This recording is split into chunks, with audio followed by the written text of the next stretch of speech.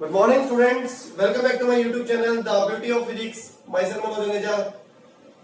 Today in this video, I am going to start the third topic of chapter 6, electromagnetic induction, class 12. बच्चों आज की इस video में 12th class का 6th chapter electromagnetic induction का तीसरा टॉपिक सेल्फ इंडक्शन कवर करने जा रहा हूं।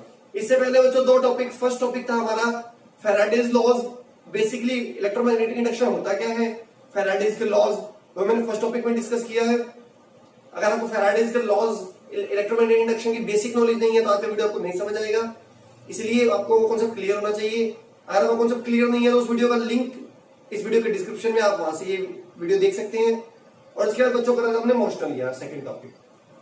तो बच्चों आज के इस वीडियो को समझने के लिए आपको फैराडेज लॉज की नॉलेज होना बहुत जरूरी है और basic knowledge of electromagnetic induction, उस वीडियो का लिंक है इस वीडियो के डिस्क्रिप्शन में।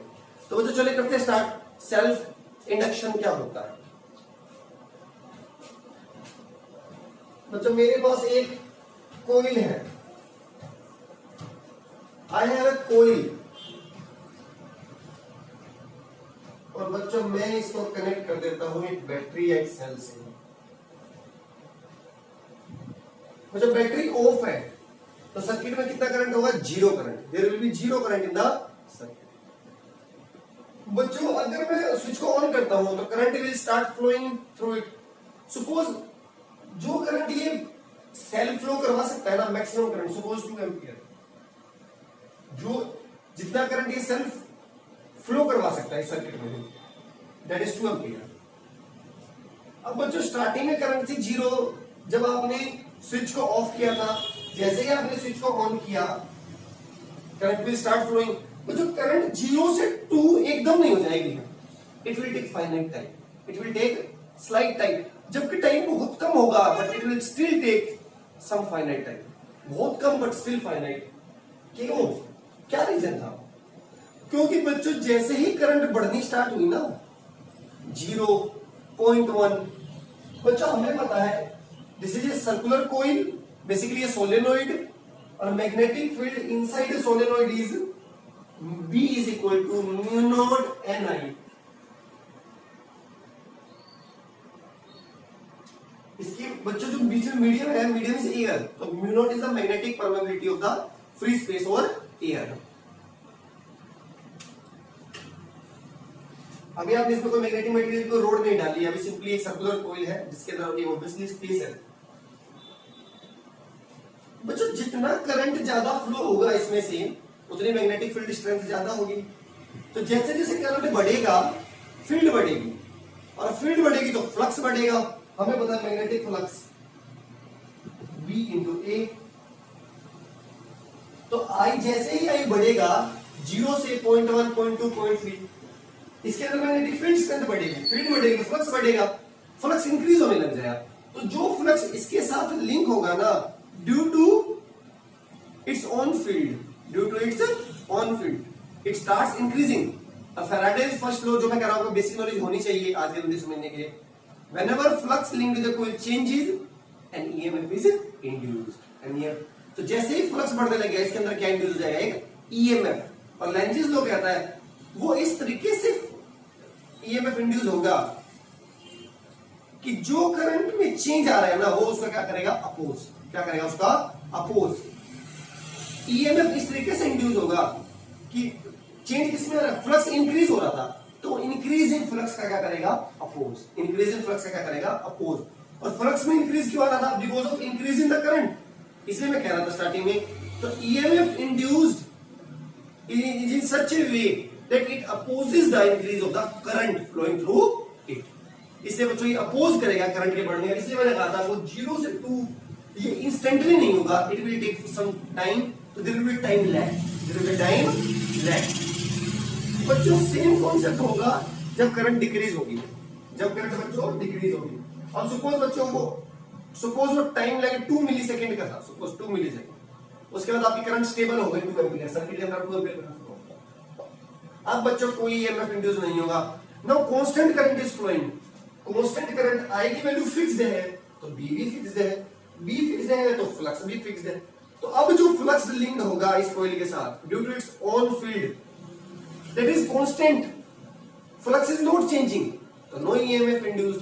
फिर फैराडे ने कहा था फर्स्ट लॉ के अनुसार whenever flux linked with a coil changes an EMF is induced in the coil। तो अच्छा कुछ नहीं होगा। अगर बच्चों मैं जैसे ही सर्किट को ऑफ कर दूं, मैं कह रहा हूं करंट एकदम से जीरो नहीं होगा, again it will take some finite although very small. क्यों? तो जब 2 से 0 एकदम नहीं हो सकता, जैसे ही बच्चों करंट घटने लगेगा, जीरो को 2 से 0 आने के लिए करंट को घटना पड़ेगा ना। अगेन जैसे ही आई डिक्रीज होने लगेगा, डिक्रीज, तो इसके अंदर जो फील्ड है, फील्ड स्ट्रेंथ वो कम होने लगेगी। तो जो फ्लक्स लिंक्ड है with this coil that starts decreasing, flux linked either increase और decrease, and EMF is induced, in the coil, तो बच्चों क्या होगा इसमें, ईएमएफ इंड्यूस हो जाएगा। और अगेन इस तरीके से होगा कि वो इस डिक्रीज इन फ्लक्स का, और डिक्रीज फ्लक्स में क्यों आ रहा है, because of decrease in current का अपोज करेगा। लैंजेस ने ये कहा था कि पोलैरिटी इस तरीके से होती है ईएमएफ इंड्यूस की, it opposes the EMF, it opposes the change of the flux. तो बच्चों ये था हमारा कॉन्सेप्ट सेल्फ इंडक्शन फिनोमिना क्या होता है। अब सेल्फ इंडक्टेंस पे चलते हैं।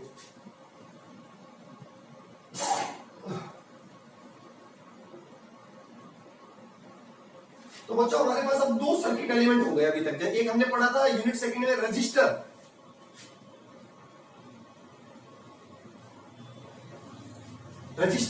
और बच्चों उसकी प्रॉपर्टी थी रेजिस्टेंस। प्रॉपर्टी क्या थी बच्चों, रेजिस्टेंस। रेजिस्टेंस का क्या नाम था बच्चों, करंट की जो रेजिस्टेंस क्या करता है, अपने अंदर से फ्लो होने वाली करंट का अपोज करता है, opposes the flow of current, sorry flowing through it. अब बच्चों जो हमने सेकंड सीखा है, सर्कुलर कॉइल मींस सोलेनॉइड, इसका हम नाम देंगे बच्चों इंडक्टर। क्या नाम देंगे हम, इंडक्टर। क्या नाम देंगे बच्चों इसका हम, इंडक्टर। ठीक है बच्चों, अभी मैं कह रहा हूं इनकी जो बीच में स्पेसिंग है उसके बीच हमने कोई रोड वगैरह कुछ नहीं डाला हुआ, सिंपली क्लियर है। अदरवाइज हम यूजुअली सोलेनॉइड में हमारी वो होती है, कोई ना कोई बीच में मटेरियल डाला हुआ होता है। तो हमने पढ़ा था सोलेनॉइड में इलेक्ट्रोमैग्नेटिक्स में हमने पढ़ा था कि उसकी हेल्प से इलेक्ट्रोमैग्नेट बनाए जाते हैं। यहां तो हमारा इंडक्टर काम है। ठीक है बच्चों, तो जो इंडक्टर क्या है, ये भी एक सर्किट एलिमेंट है like resistor. It opposes the not the current, it opposes the change of the current flowing through it. ये अपने अंदर जो करंट में चेंज आ रहा है उसका अपोज करता है। ये करंट फ्लो होने का अपोज करता है, ये चेंज ऑफ द करंट का अपोज करता है। कांस्टेंट करंट फ्लो हो रही है तो कोई अपोज नहीं, करंट इसमें से डिक्रीज हो या इंक्रीज हो तब अपोज करता है। ठीक है बच्चों, तो बच्चों हम करते हैं, इसकी प्रॉपर्टी होती है बच्चों सेल्फ इंडक्टेंस। जैसे इसकी थी रेजिस्टेंस, इसकी थी सेल्फ इंडक्टेंस एल। अब बच्चों ये भी मैंने आपको बताया था, अभी हमने डिस्कस की थी इक्वेशंस। बी हमने डिस्कस किया था म्यू नॉट एन आई, और 5 ने बच्चों डिस्कस किया था बी इंटू बच्चों बी और आई डायरेक्टली प्रोपोर्शनल है। करंट ज्यादा तो फील्ड ज्यादा, और फील्ड ज्यादा तो फ्लक्स ज्यादा। तो क्या मैं कह सकता हूं करंट डिपेंड कर रहा है बी पे और बी डिपेंड कर रहा है आई पे, तो क्या मैं कह सकता फ्लक्स डायरेक्टली आई पे डिपेंड कर रहा है, तो आई बढ़ेगा तो फ्लक्स बढ़ेगा। तो 5 is proportional to the I, 5 proportional to the I. जितना करंट ज्यादा उतना फ्लक्स है। तो प्रोपोर्शनैलिटी हटाते हैं तो क्या आता है, constant. This is L, constant of proportionality, called coefficient of self inductance. Coefficient of self inductance बच्चों किसे डिनोट करते हैं, इसको एल से। किसे करते हैं बच्चों डिनोट, एल से। मुझे फैराडे का फर्स्ट लॉ में पता है, E is equal to minus d5 by dt। E is equal to minus d5 by dt। तो 5 वैल्यू पुट करो, L आई बच्चा L को बाहर लो, L di बाई dt। तो बच्चा E का एक्सप्रेशन क्या आ गया, इंड्यूस ये मतलब minus L di by dt। इसको बच्चों निकाल लो, L को minus E upon di by dt।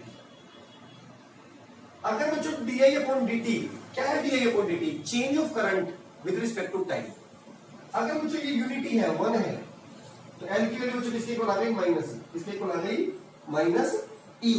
तो बच्चों coefficient of self inductance is equal to EMF induced when current changes at a unit rate. Current changes at a unit rate. मुझे unit क्या होती है, स्केलर क्वांटिटी है, unit is henry, unit is henry. Scientist का नाम है, इसलिए लिखेंगे तो छोटा एच लगाएंगे और सिंबल लिखेंगे तो कैपिटल है, यूनिट इज हेनरी। अब बच्चों यहाँ पे जो दो छोटी छोटी डेरिवेशन आती हैं वो करते हैं। Self inductance of a long coil,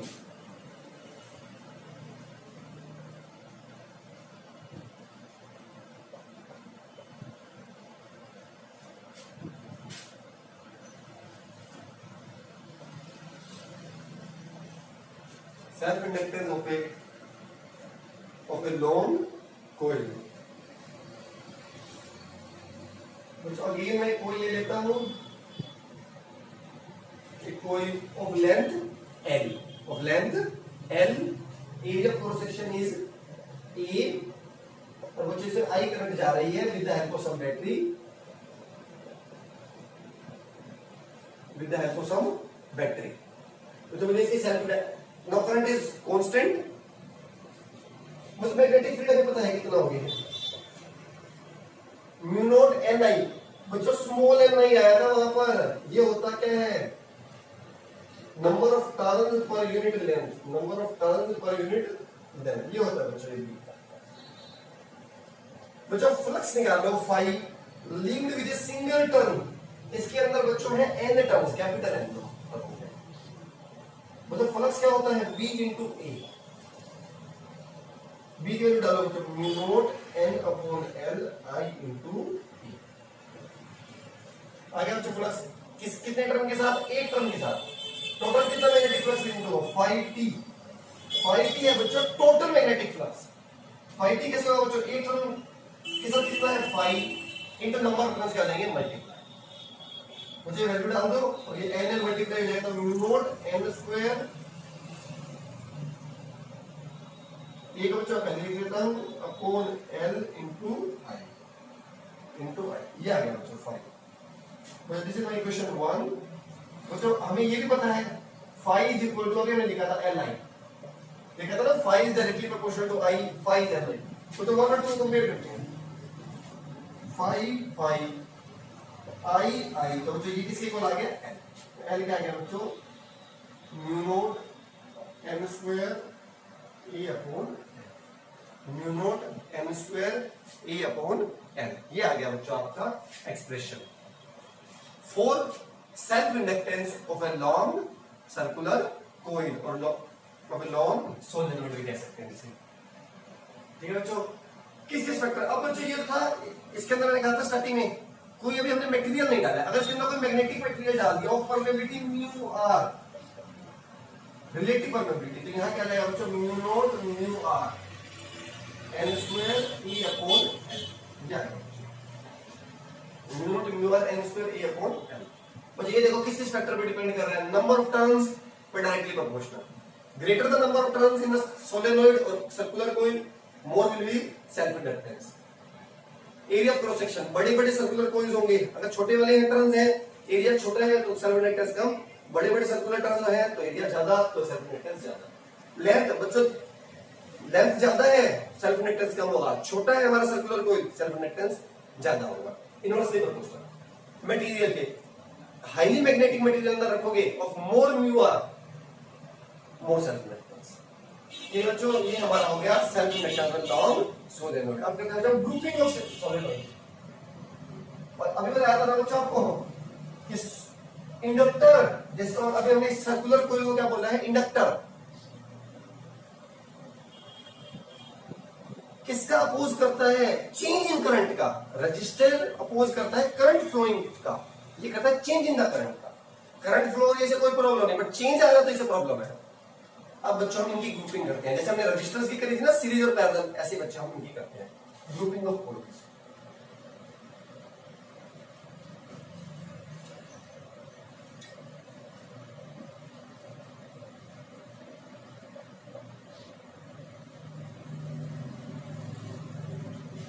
grouping of coils, ठीक है बच्चों, सीरीज में बच्चों, पहले सीरीज बच्चों कैसे कनेक्टेड थे, ये मेरे पास पहली कोइल है ऑफ सेल्फ इंडक्टेंस L1 ये बच्चों मेरे पास दूसरी है।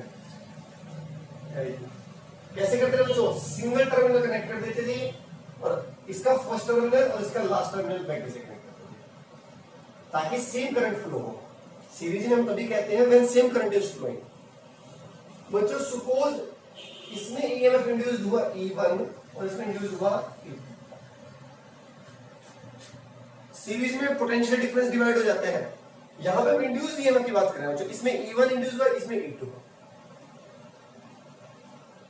इसका बच्चों में इक्विवेलेंट सर्किट बनाते हैं। इक्विवेलेंट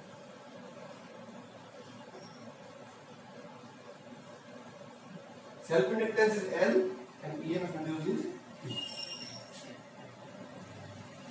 मतलब this is the equivalent circuit of this circuit, this is the equivalent of this one. अब बच्चों में पता है E क्या होगा? E EMF induced in this circuit is equal to E1 plus E2. E1 plus E2. बच्चों E1 तो क्या लिख सकते हैं? हमने भी निकाला था E is equal to minus L di by dt, if you remember। बच्चों दोनों सर्किट इक्विवेलेंट हैं। इक्विवेलेंट सर्किट का ये मतलब होता है कि मैं जो ये काम ये दोनों मिलकर करेंगे ना, वो ये अकेला कर लेगा। क्या काम कर रहे हैं? ये दोनों क्या ड्रॉ करेंगे यहां से? करंट। तो अगर ये सेम बैटरी होगी बच्चों तब ये इक्विवेलेंट बनता है। अगर यहां इन दोनों ने मिलकर आई करंट ड्रॉ किया तो यहां भी आई करंट ड्रॉ। तो किसी टाइम पे बच्चों अगर यहां आई करंट है तो उसी टाइम पर यहां भी कितना करंट होगा? आई। तो बच्चों rate of change of current दोनों सर्किट्स में क्या होगा? Same, di upon dt। तो बच्चों E को क्या लिख सकता हूं मैं? L di upon dt। इसको क्या लिख सकता हूं बच्चों? Minus L1। बच्चों यहां फर्स्ट के लिए लिख रहा हूं, पर बच्चों ये टर्म सेम होगी। मैं कह रहा हूं current is same at a moment in both the circuits, तो rate of change will be same, di upon dt minus L2 di upon dt। ये तो बच्चों सीरीज नहीं है, जितना करंट में चेंज इसमें आ रहा है उतना इसमें आ रहा होगा। di upon dt बच्चों कॉमन निकाल लो, और माइनस निकालो बच्चों, माइनस यहां से निकालो बच्चों, माइनस L1 प्लस L2। ये जो कट माइनस माइनस ये कट, तो L क्या आ गया? L1 plus L2। सेम जैसे रजिस्टर आएगी R is equal to R1 plus R2। तो बच्चों दो आपको अगर इंडक्टर दिए हैं जिनकी इंडक्टेंस गिवन है L1 L2, आप उसकी इक्विवेलेंट सीरीज इंडक्टेंस निकाल सकते हैं। सिंपली दोनों को अलजेब्रिकली ऐड कर लीजिए। स्केलर है बच्चों, सिंपली ऐड मारना है, कुछ नहीं करना। ठीक है बच्चों, तो इसका मतलब नेट इंडक्टेंस बढ़ जाएगी, नेट इंडक्टेंस बढ़ जाएगी। ठीक है बच्चों, इसके बाद क्या आएगा बच्चों? In parallel, in parallel. इसका बाद आएगा नेक्स्ट